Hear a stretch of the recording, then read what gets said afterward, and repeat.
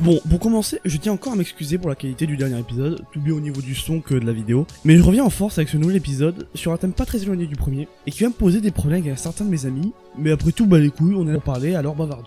Donc pour résumer, c'est en me perdant sur YouTube que je m'étonne de la très négative réputation qu'a la génération des 2000. Donc en tant que 2003, je me sens concerné et je fais mes recherches. Et je découvre que ce mépris envers nous est plus répandu que je le pensais. Comme je crois que certains ne voient pas de quoi je parle, on va ensemble faire le portrait du 2000, enfin de l'image qu'il a. Donc un 2000 à maintenant, c'est-à-dire en 2017, car peut-être cette vidéo est vue du futur dans ce cas. Est-ce que vous avez trouvé le moyen de mettre une correction automatique sur le papier, genre dans la vraie vie? Parce que ce serait vachement cool ça, pensez-y. Je disais donc que le 2000 a maximum 17 ans, mais on parle souvent d'individus ayant entre 10 et 15 ans environ, lorsqu'on parle du 2000. Il est décrit comme une personne sans trop de personnalité, se contentant de suivre les modes et d'entretenir une moitié de son visage sur les réseaux sociaux comme Instagram. J'ai bien dit une moitié car l'autre est caché derrière sa main ou un filtre chien Snapchat. Mais le 2000 a aussi des goûts musicaux composés du top 50 et des tendances Deezer du moment. Parce que si c'est populaire, c'est forcément bien, hein. Il est d'ailleurs concerné par ma dernière vidéo, si tu l'as pas vu ça te fait une bonne raison de la voir. Hop, la petite pub des familles. Il fait souvent des stories où il raconte sa vie nulle. T'inquiète pas, la mienne est tout autant, mais moi je la fais pas partager. Il fait parfois des vidéos sur YouTube pour imiter ses idoles. Les filles font des tutos beauté à 8 ans et les garçons font des trucs que j'ai pas trop bien compris, mais comme ils sont efféminés, ils buzzent. Et pour finir, le 2000 est bien souvent un forceur, jouant à Pokémon Go sur son overboard avec son hand spinner dans la main. Donc avec tous mes conseils, tu pourrais toi aussi faire ton propre 2000, et si ça t'a pas suffi, tu peux toujours t'inspirer du bien connu Sullivan Gued ou de la nouvelle star du game, Maxime Skies. Va voir si t'es curieux, hein. Après je te conseille de mettre des lunettes de soleil parce que ça pique un peu les yeux. Mais après le truc que tu te demandes, c'est mais quel est le problème qu'ils veulent? Ils veulent pas avoir de personnalité, tu laisses tranquille, tu leur casses pas les couilles. Et t'as raison, mais le problème ne vient pas d'eux. Mais en même temps si.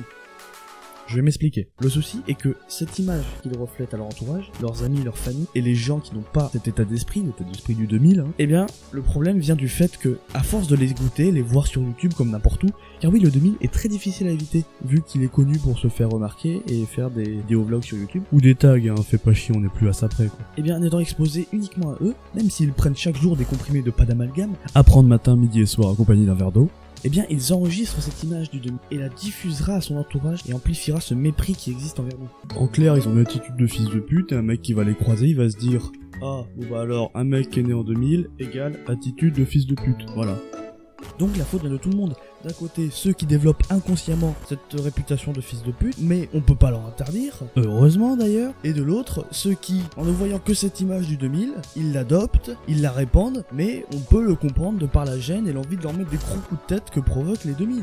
Ça se comprend. Alors là, certains se disent que c'est pas grave de suivre les modes inconsciemment et ne comprennent pas où est le problème. Le souci est que, en suivant le groupe sans réfléchir, on ne développe pas d'esprit critique et de recul objectif face à un style de musique, à un film ou à une mode. En clair, tu penses plus par toi-même, tu penses comme les autres. On suit la mode et quand la mode passe, on change directement à une autre. On voit ce phénomène tout le temps, il y a qu'à prendre l'exemple du hand spinner. Pour conclure, je vous dis pas que la mode est une chose mauvaise, mais il faut juste savoir penser par soi-même, se créer sa propre identité, soit une personne unique, bordel de merde. Et pour changer cette image que l'on a de nous, la solution c'est de prouver qu'on n'est pas juste des moutons abrutis, montrer qu'on peut réfléchir par nous-mêmes. Je compte sur toi donc, mais montrer que tu es quelqu'un d'intéressant, je sais que tu le feras très bien. Je te laisse avec ça, mais après tout, c'est juste mon avis. Bon voilà, c'est la fin du deuxième épisode des Bavardons. Tout ce que je t'ai dit là c'est un avis uniquement subjectif, donc tu peux tout à fait ne pas être d'accord avec moi. D'ailleurs si tu veux me dire un truc ou qu'on en discute posément, tu peux le faire dans les commentaires, ça sert à ça. Sur ce je t'embrasse et salut.